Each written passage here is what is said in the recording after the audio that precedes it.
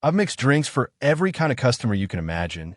Angry, sad, celebrating, whatever, but nothing prepared me for the three identical faces that walked through the door tonight.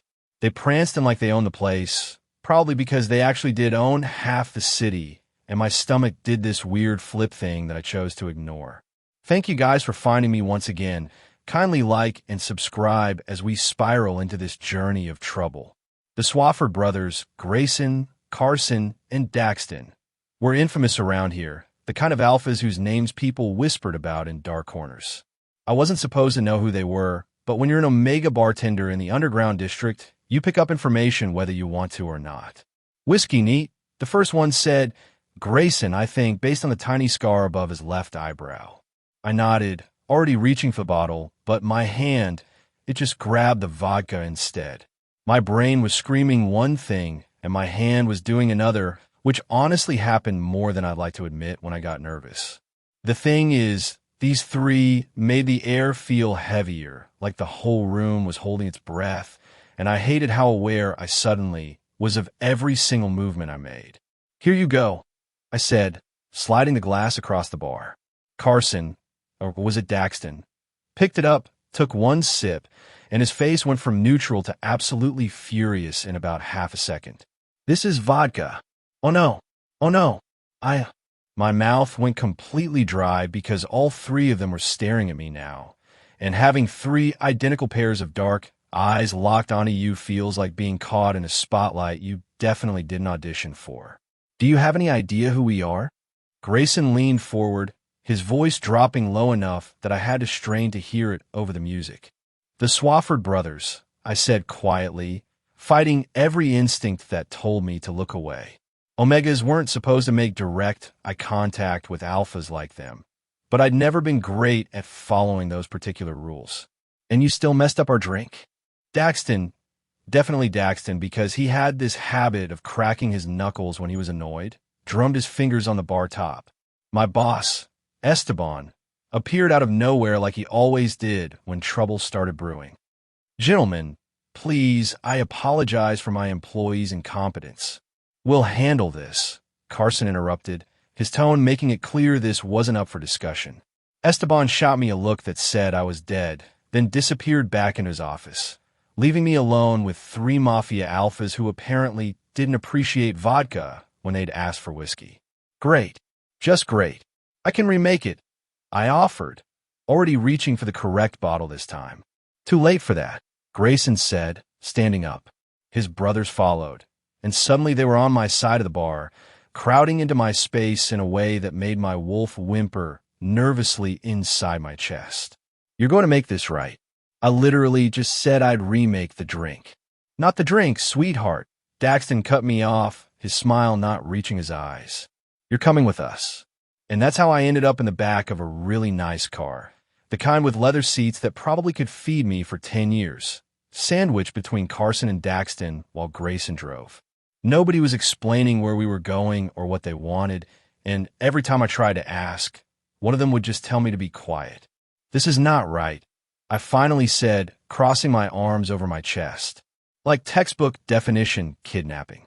You made a mistake, Grayson said from the driver's seat, his eyes meeting mine in the rearview mirror. In our world, mistakes have consequences. It was vodka, not poison. I shot back, my temper flaring despite the very real danger I was probably in. And you didn't even pay for it yet. So technically I could argue you got a free sample. Carson's hand clamped over my mouth, gentle but firm. You talk a lot for someone in your position. I bit his palm, not hard enough to break skin, but enough to make him jerk his hand away with a surprised yelp. Daxton actually laughed, this short bark of sound that seemed to shock even him. He bit you, Daxton said, grinning at his brother. This Omega actually bit you. I noticed, Carson muttered, examining his hand like he couldn't quite believe it either.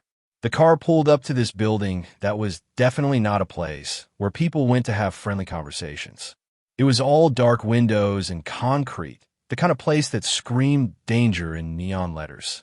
My wolf was going absolutely crazy now, torn between the instinct to submit to these powerful alphas and the stronger instinct to run. Out, Grayson ordered, already opening his door. I considered refusing, but Daxton's hand on my back, not pushing, just there, told me that wasn't really an option. So I got out, my legs shaky but functional, and followed them inside. The interior was not what I expected, honestly. Instead of the cold, scary atmosphere I'd imagined, it was kind of cozy. Warm lighting, comfortable furniture, artwork on the walls that actually looked good instead of the weird, abstract stuff rich people usually bought to show off. Sit.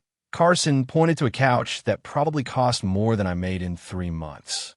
I sat, perching on the edge like I might need to bolt at any second. The three of them arranged themselves around the room. Grayson leaning against the desk, Carson taking the chair across from me, Daxton standing by the window like he was watching for something. So, I started, hating how small my voice sounded. Are you going to kill me, or kill you? Grayson's eyebrows shot up. For mixing the wrong drink? You said mistakes have consequences.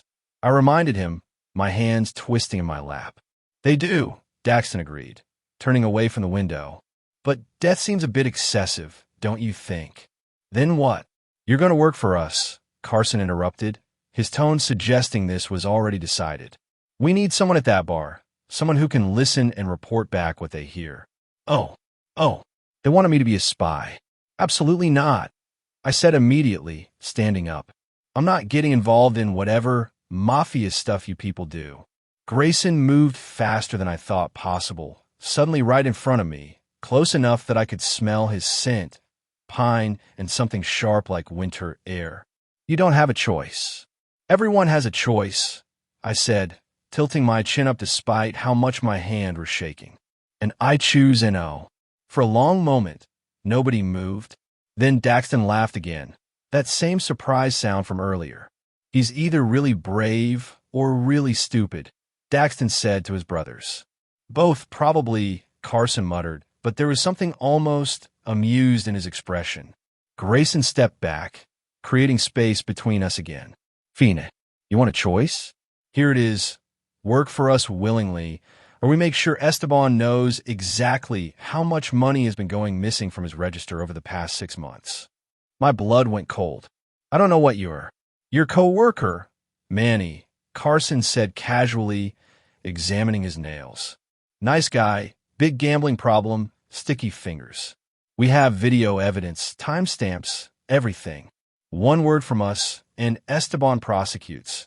Manny goes to jail, and you. He paused, his eyes meeting mine. You lose the only friend you have in this city.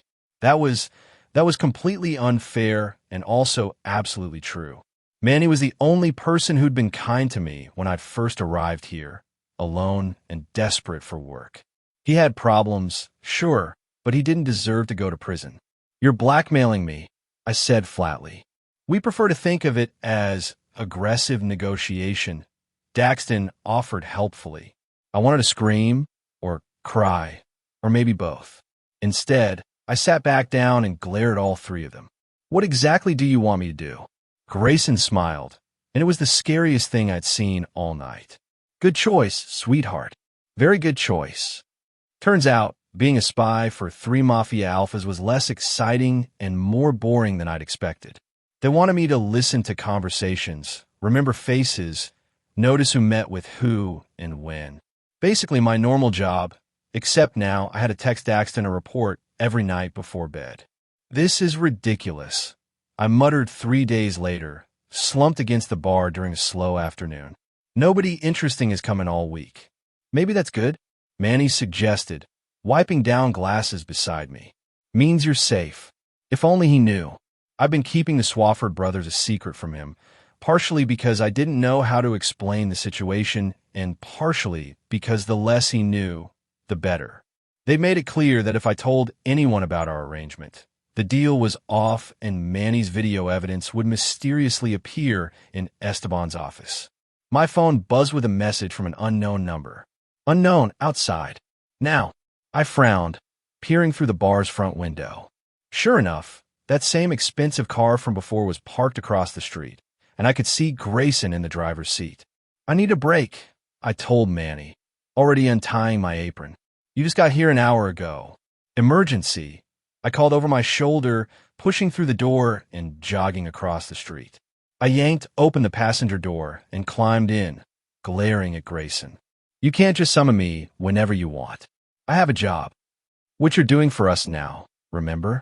He pulled away from the curb smoothly, like he'd been planning this all along. Where are we going? Shopping. I blinked. I'm sorry, what? You need better clothes, he said simply, his eyes scanning me in a way that made me suddenly aware of my worn jeans and faded shirt. If you're going to be associated with us, even secretly, you need to look the part. I'm a bartender przecinek I protested. Nobody cares what I wear. We care. And that was apparently the end of the discussion, because Grayson didn't say another word until we pulled up to this boutique that definitely didn't have prices in the window, which meant I absolutely couldn't afford anything inside. I can't. We're paying, Grayson interrupted, already getting out of the car. Consider it part of your employment benefits. The next 2 hours were absolutely surreal. Grayson had opinions, strong opinions, about colors and cuts and fabrics. He'd look at something, shake his head, and the sales assistant would scramble to bring something else. I tried on what felt like hundreds of outfits, and he approved exactly 7. This is insane, I said, emerging from the dressing room in dark jeans that actually fit properly and a soft sweater that probably cost more than my rent. I don't need. You look good, Grayson said, and something in his voice made me stop mid-protest. Our eyes met in the mirror, and for just a second, his expression was different, softer maybe, before his usual cold mask slammed back into place. We'll take everything you tried on that I approved, Grayson told the assistant, pulling out a credit card. Everything? But that's everything, he repeated firmly. Walking out of there with bags full of clothes I'd never have bought for myself felt wrong and right at the same time. Grayson loaded everything into the trunk like it was completely normal to drop thousands on someone he barely knew. Thank you, I said quietly as he started driving again. You didn't have to. Yes, we did, he interrupted, but his tone was less harsh than usual. Daxton would never let me hear the end of it if we let you keep wearing those. What did he call them? Disaster rags? I couldn't help it. I laughed, surprised and genuine. Grayson's lips twitched like he might smile, but wasn't quite ready to commit. Your brothers sound lovely, I said dryly. They're terrible, he agreed, and there was actual fondness in his voice. But they're mine. Something about the way he said that made my chest feel tight.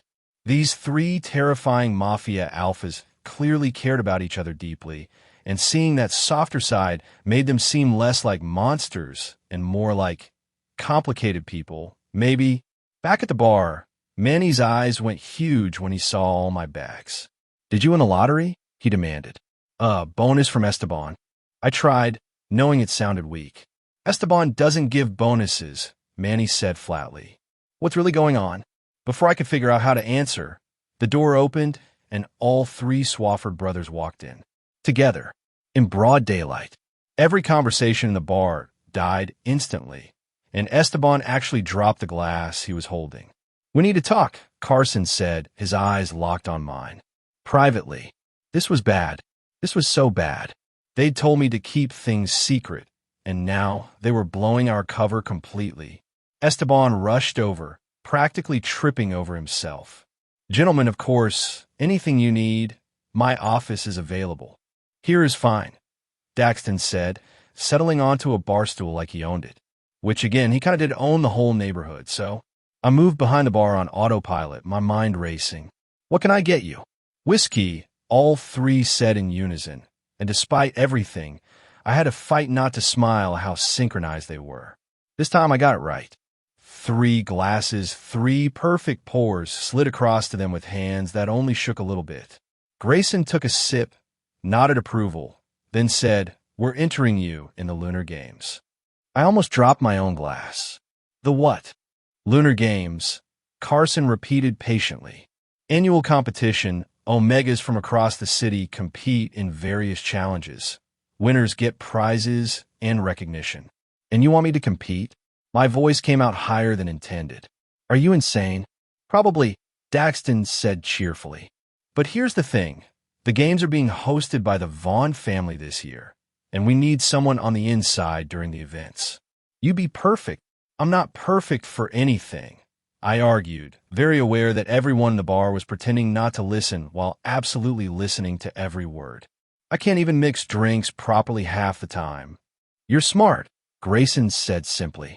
Quick on your feet, good at reading people, and... He paused, something flickering across his face. You're braver than you think. That stopped me cold.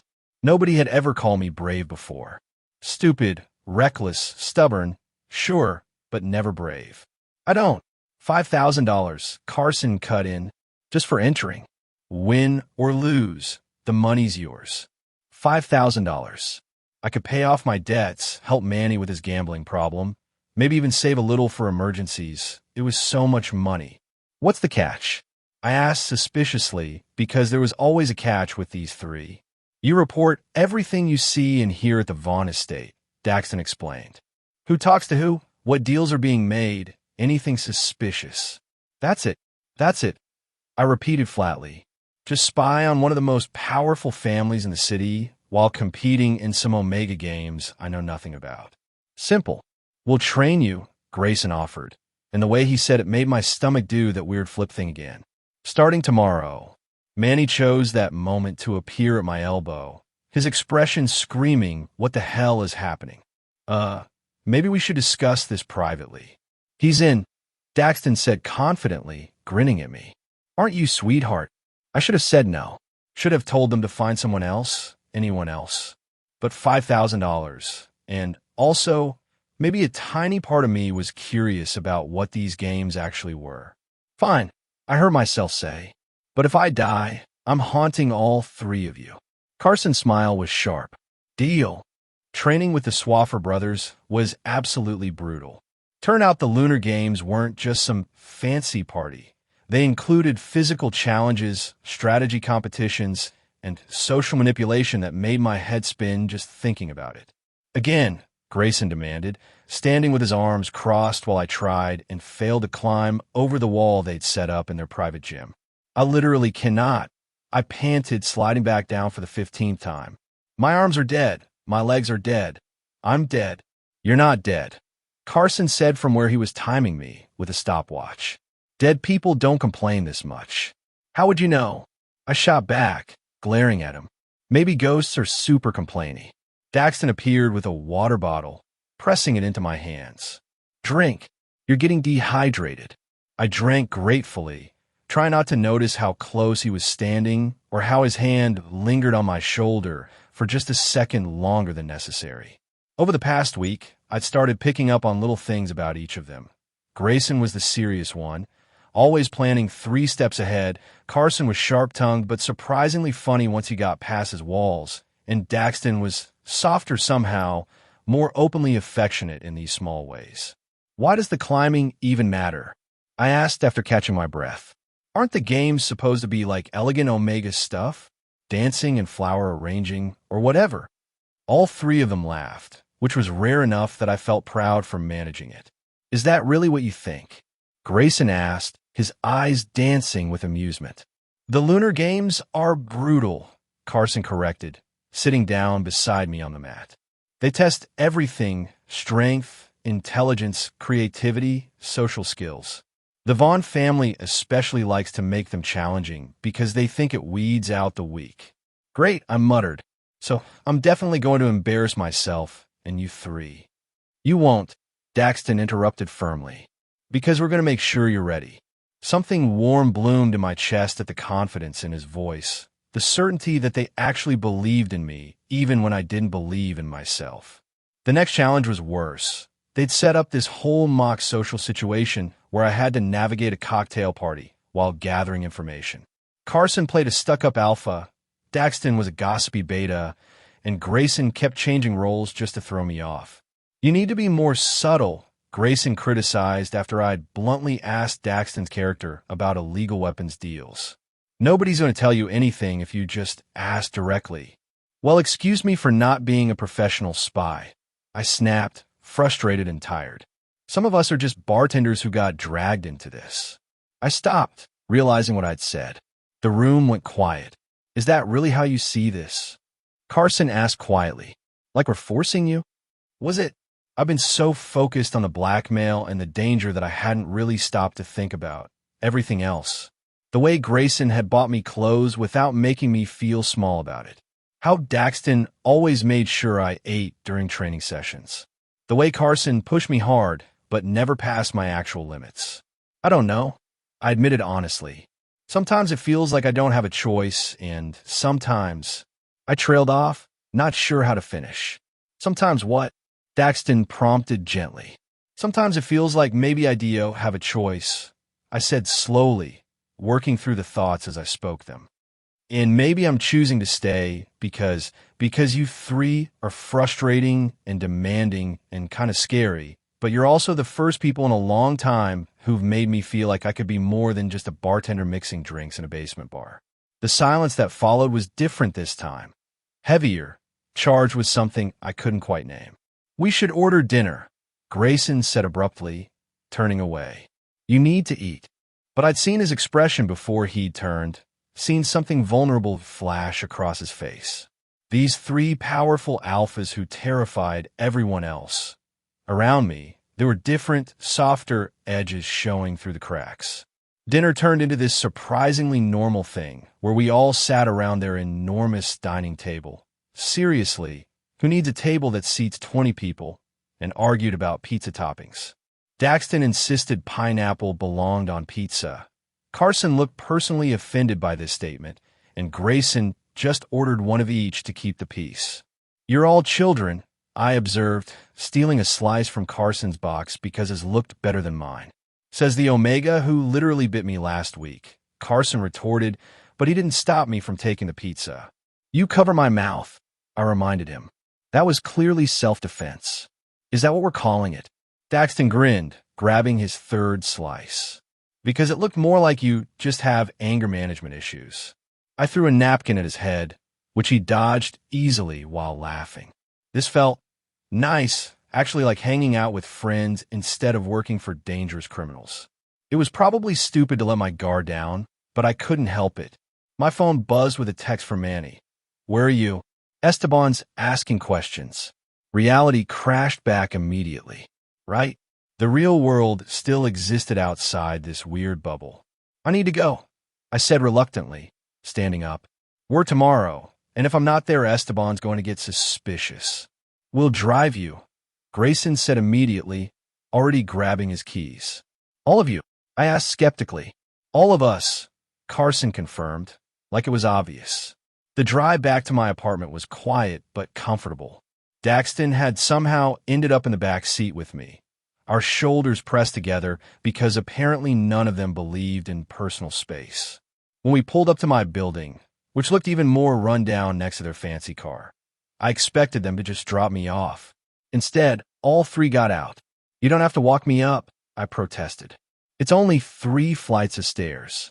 We want to see where you live, Carson said simply, already heading for the door. My apartment was not impressive, to put mildly. One room that served as bedroom, living room, and kitchen all at once, bathroom barely big enough to turn around in, and a window that overlooked a brick wall.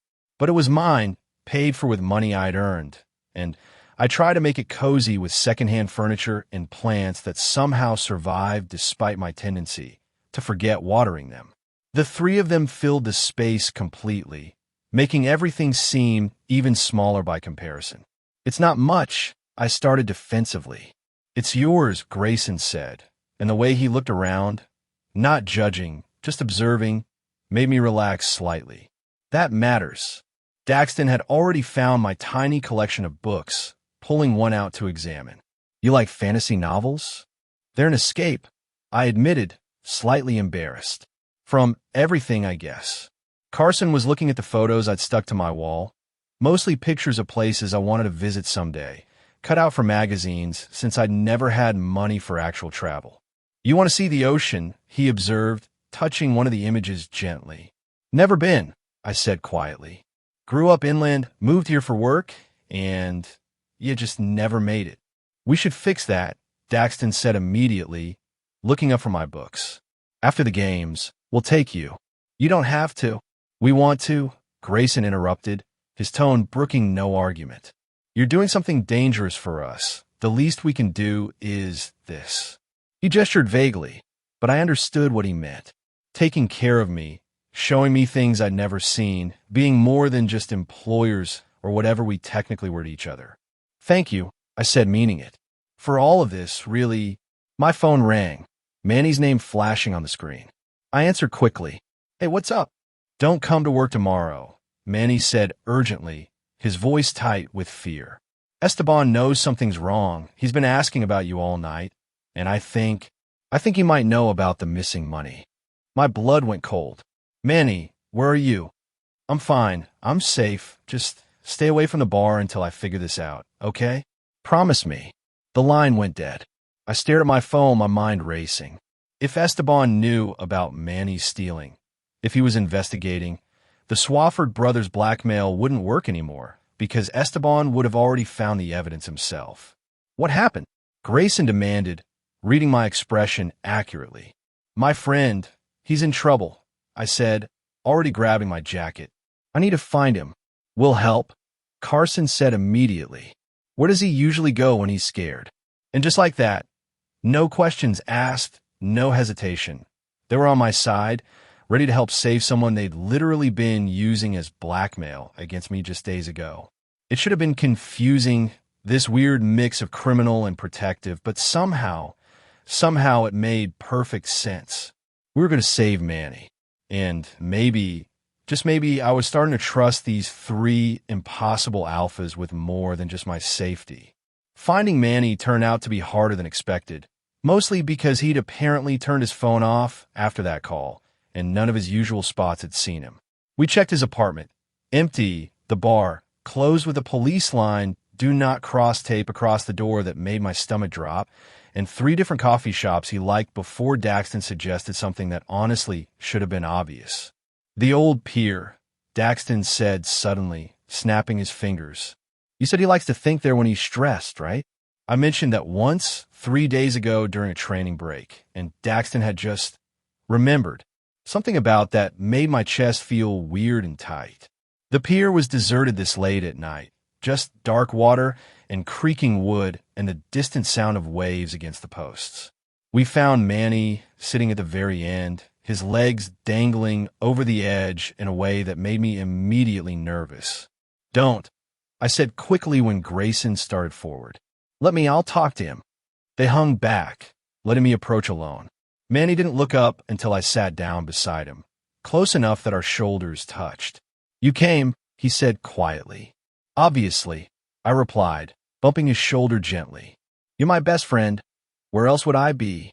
With them, Manny nodded toward where the Swafford brothers were standing, keeping their distance but clearly watching. I know who they are, you know. Figured it out when they started showing up at the bar. Manny, Esteban found everything, he interrupted, his voice cracking. All the money I took, all the times I messed with the register. He's pressing charges. I'm going to jail, and it's all my fault.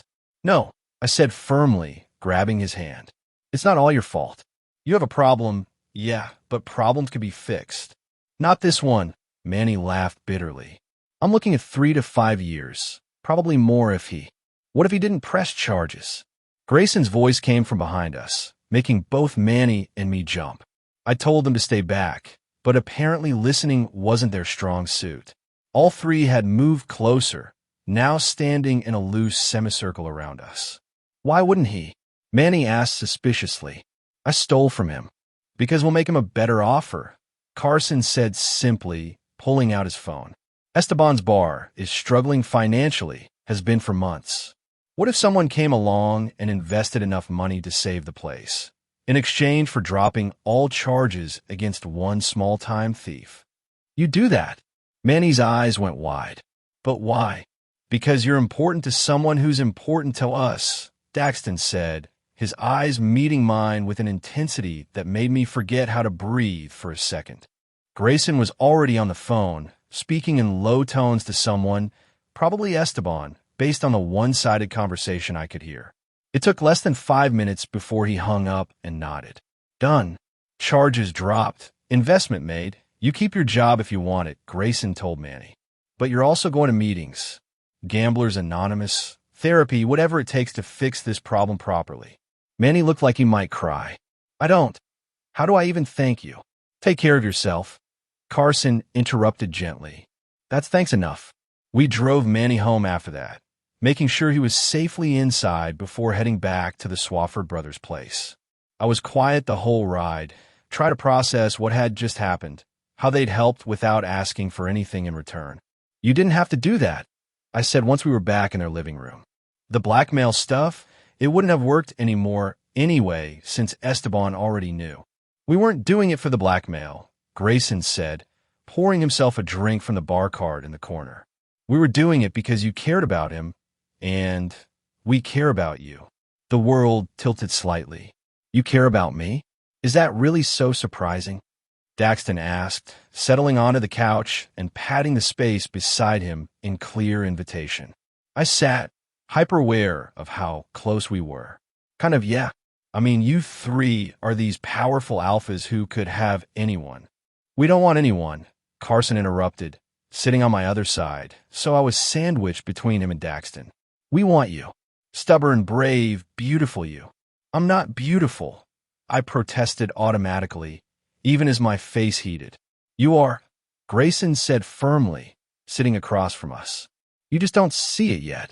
The way they were all looking at me, intense and focused and wanting, made me feel like I might spontaneously combust. This couldn't be real, could it? Three brothers, wanting the same person, being okay with sharing. Is this normal for you? I asked hesitantly. The sharing thing? We've never found anyone worth sharing before, Daxton admitted, his hand finding mine and lacing our fingers together. But with you, it feels right, like maybe we were waiting for you specifically. That's insane, I said, but I didn't pull my hand away. We barely know each other. Then let's fix that, Carson suggested. Starting now, tell us something real, something you've never told anyone else. I thought about it, turning possibilities over in my mind before settling on the truth. I am scared. All the time. Scared I'm not good enough. Scared people will leave. Scared I'll always be alone. And being here with you three terrifies me because what if I mess this up? What if I'm not what you think I am? The silence that followed felt heavy until Grayson spoke. I have panic attacks, he said quietly. Started after our parents died. Sometimes I can't breathe, can't think, and I have to lock myself in my room until it passes. My brothers are the only ones who know. I have nightmares, Carson added softly, about losing them, losing everything. Wake up screaming sometimes, have to check that they're still there, still alive. I'm terrified of being alone, Daxton finished. Of everyone leaving until it's just me. And the silence gets so loud, I can't stand it. We were all broken in different ways, I realized. All scared of different things, but scared together, and somehow that made it less frightening. The Lunar Games start in 3 days, Grayson said eventually. You ready? Absolutely not, I answered honestly. But I'll do it anyway. That's our Omega, Daxton said, squeezing my hand. Our Omega. The words settled into my chest like they belonged there, warm and right and terrifying all at once. The next 3 days flew by in a blur of last-minute training, strategy sessions, and these quiet moments where one or all of them would just be with me. Daxton taught me how to read people's micro-expressions. Carson drilled me on Vaughn family politics until I could recite their whole complicated hierarchy in my sleep, and Grayson helped me practice staying calm under pressure. Remember, Grayson said the night before the games, his hands on my shoulders. You're not just smart, you're adaptable. Whatever they throw at you, you'll figure it out. And if I don't, then we'll be there to catch you, Carson promised. We can't compete with you, but we'll be watching from the audience. You're not alone in this. The morning of the Lunar Games, I woke up in their guest room. I've been staying over more and more lately, until it felt weirder to go back to my apartment than to just sleep here. Someone knocked softly on my door. Come in, I called, expecting maybe Daxton with breakfast. Instead, all three entered, carrying a massive garment bag. We got you something, Carson said, almost shyly. For today. Inside was the most beautiful outfit I'd ever seen. perfectly tailored to fit me, in colors that somehow brought out my eyes and made my skin glow. It must have cost a fortune. I can't. You can, Grayson interrupted. And you will. You're representing us today, whether the Vaughn family knows it or not. We want you to feel confident. Getting dressed felt like armor going on, each piece making me stand a little taller. When I finally looked in the mirror, I barely recognized myself. I looked powerful, actually like someone who belonged in places like the Vaughn estate. The estate itself was overwhelming. Massive grounds, elaborate gardens, and a house that was basically a castle. Omegas were gathered in the main hall, at least 50 of us, all looking nervous and excited and determined. "Welcome," a tall woman announced, her voice carrying easily across the space. "I'm Kieran Vaughn, and I'll be overseeing this year's games. The rules are simple. Survive each challenge, accumulate points, and whoever has the most by the end wins not just the prize money, but the honor of joining the Vaughn family registry." Murmurs rippled through the crowd. The registry was a big deal, basically a guarantee of protection and status. "Your first challenge," Kieran continued, smiling in a way that made my skin crawl, "begins now. You have 2 hours to navigate the maze in our gardens and retrieve a flag from the center. However," she paused dramatically, "only half of you will find flags. The rest will be eliminated immediately." And just like that, chaos erupted as 50 Omegas stampeded toward the garden entrance. I hung back, watching, thinking. Everyone was going for speed, but that seemed wrong, somehow. I looked up at the spectator boxes and found the Swafford brothers immediately, their eyes locked on me. Grayson gave the tiniest nod, like he was confirming what I already suspected. This wasn't about speed. It was about strategy. While everyone else fought to get through the entrance first, I walked calmly to the side, examining the hedge walls. There, a gap, barely visible, clearly intentional. A shortcut that looked like cheating, but was probably exactly what Kieran wanted to see. I slipped through and found myself in a quiet corridor of the maze, completely alone. Following my instincts and the position of the sun, I navigated quickly, finding the center in less than 20 minutes. 12 flags hung from stands. I grabbed one and, on impulse, grabbed a second, tucking into my pocket. The walk back was easier since I knew the route. I emerged to find most Omegas still struggling in the maze, frustrated and tired. When time was called, only 15 of us had flags. "Interesting," Kieran said, her eyes finding me in the crowd. "And who might you be?" "Just a bartender," I said clearly, meeting her gaze steadily. "Nobody important." Her smile sharpened. "We'll see about that." As we were led to the next challenge, another Omega stumbled beside me. Young, maybe 18, clearly overwhelmed. "Here," I said quietly, pressing my spare flag into their hands. "You earned it."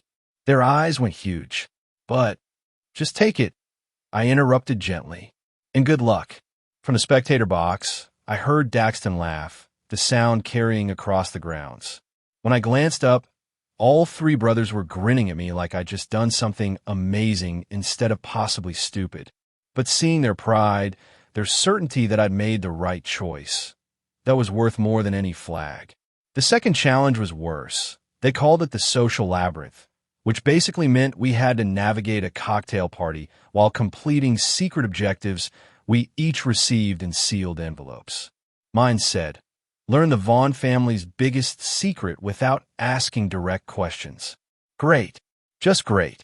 The party was already in full swing when we entered, alphas and betas mingling in expensive clothes with drinks that probably cost more than my monthly rent. I grabbed some sparkling water. Staying clear-headed seemed important, and started circulating. "You're the bartender," someone said beside me, a beta woman with sharp eyes. The one who gave away her second flag. Word traveled fast, apparently. Seemed like the right thing to do. "Kindness is weakness in places like this," she warned, but her tone was almost fond, maybe. "I'm Juliet, by the way. I work for the Vaughn family." Opportunity, my brain screamed. Must be interesting, working for such a powerful family. "Interesting is one word for it," Juliet said dryly, sipping her champagne. "Complicated would be another." especially lately with the whole succession crisis. Succession crisis. That sounded like a secret. Crisis? I prompted carefully, remembering Grayson's training about seeming only mildly curious. Kieran's father is dying, Juliet said quietly, glancing around to make sure nobody was listening. And he's changing his will, cutting her out completely in favor of her younger brother. She's been scrambling to prove herself worthy, hence these elaborate games. She's trying to build alliances, show strength.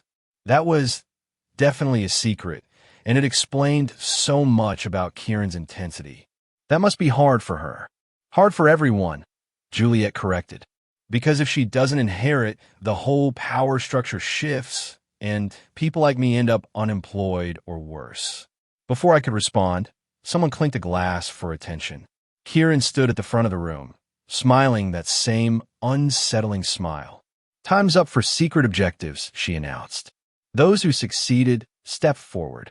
About 20 Omegas moved forward, including me. Kieran examined each of us, asking what we discovered.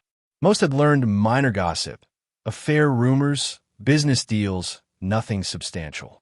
When she got to me, her eyes narrowed. And you? Succession crisis, I said simply. Your father's changing his will. The room went dead silent. Kieran's smile didn't waver, but her eyes went absolutely cold. Clever, she said softly. Too clever, perhaps. Tell me, who exactly are you working for? My heart hammered against my ribs, but I kept my expression neutral. Nobody. I'm just good at listening. We'll see, Kieran said, moving on to the next Omega, but I could feel her attention lingering on me like a physical weight. The remaining challenges blurred together. A physical obstacle course where I definitely came in last, but at least finished a creativity challenge where we had to arrange flowers into something meaningful, and I made a disaster that somehow the judges called bold and unexpected, and finally a strategy game that reminded me of chess, except with more backstabbing. By the end, I was exhausted, covered in dirt, and probably some flower petals, and absolutely done with the whole thing. I'd gathered plenty of information about the Vaughn family dynamics, their business connections, and several suspicious conversations that the Swaffer brothers would definitely want to know about. Final scores, Kieran announced as the sun set over the estate. In third place, the Omega who gave away their second flag. Wait, what? I placed third? Out of 50 people? In second place, the Omega who discovered my personal crisis and announced it to the entire party. Kieran continued, her eyes finding mine again. Brave, bold, and entirely too perceptive for your own good. The crowd applauded politely, but I barely heard it over the rushing in my ears. Second place meant a significant cash prize and registry inclusion, which was huge, actually way bigger than I'd expected. And in first place, Kieran finished, an Omega who won't be relevant to this story. So let's move on. I collected my prize, an envelope that probably contained more money than I'd ever seen, and immediately started looking for an exit. I needed to find the Swafford brothers, needed to tell them everything I'd learned. Needed to. Leaving so soon, Kieran appeared at my elbow, moving silently despite her elaborate dress. We should talk, you and I. About what? I asked, proud that my voice stayed steady. About who you're really working for, she said bluntly. Because bartenders don't compete like you just did unless someone's training them. So tell me, which family bought you? The Swafford? The Castellanos? The Kims? Denying it would be pointless. She clearly already knew, or at least strongly suspected. Does it matter? It matters, Kieran said firmly. Because I want to make you a better offer. Work for me instead. I need someone smart, adaptable, someone who can navigate social situations and gather information. I'll triple whatever they're paying you. It was tempting, so tempting, to say yes, to take the easier path. But then I thought about Grayson buying me clothes without making me feel small, Daxton remembering tiny details I'd mentioned days ago, Carson pushing me to be better while catching me when I fell. No, I said simply, I'm staying where I am. Loyalty, Kieran observed, something almost like respect in her eyes. Rare and valuable. Very well, but know that my offer stands if you change your mind. She walked away, leaving me standing alone until three familiar figures appeared from the crowd. The Swafford brothers looked slightly disheveled, like they'd been fighting their way through people to reach me, and seeing them made everything else fade into background noise. "You placed second," Daxton said, grinning so wide it had a hurt. "Out of 50. "I know, I was there," I interrupted, but I was grinning too, high on adrenaline and success, and the way they were looking at me like I'd hung the moon. "We're proud of you," Grayson said quietly, and the simple sincerity in his voice made my throat tight. "I got information," I told them, shifting into business mode. "About the succession crisis, about their financial troubles, about alliances they're trying to form." Later, Carson interrupted gently. "Right now, we're celebrating.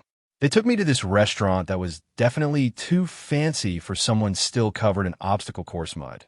But nobody said anything when we walked in, probably because the Swafford brothers own the place. We got a private room, and they ordered what felt like the entire menu. I can't eat all this," I protested, looking at the ridiculous amount of food. "We'll help," Daxton said, already stealing something from my plate. We ate and talked and laughed, and somewhere in the middle of it, I realized this felt like family, like belonging, like home in a way my actual apartment never had. These three impossible alphas had somehow become the most important people in my life without me even noticing it happening. "I need to tell you something," I said suddenly, the words spilling out before I could stop them. "Kieran offered me a job. Offered to triple whatever you're paying me to work for her instead." The table went quiet. Grayson's expression shuddered, Carson's smile faded, and Daxton's hand tightened on his fork. "What did you say?" Grayson asked carefully. I said no. I told them, needing them to understand. Because this isn't about money anymore. Maybe it never really was.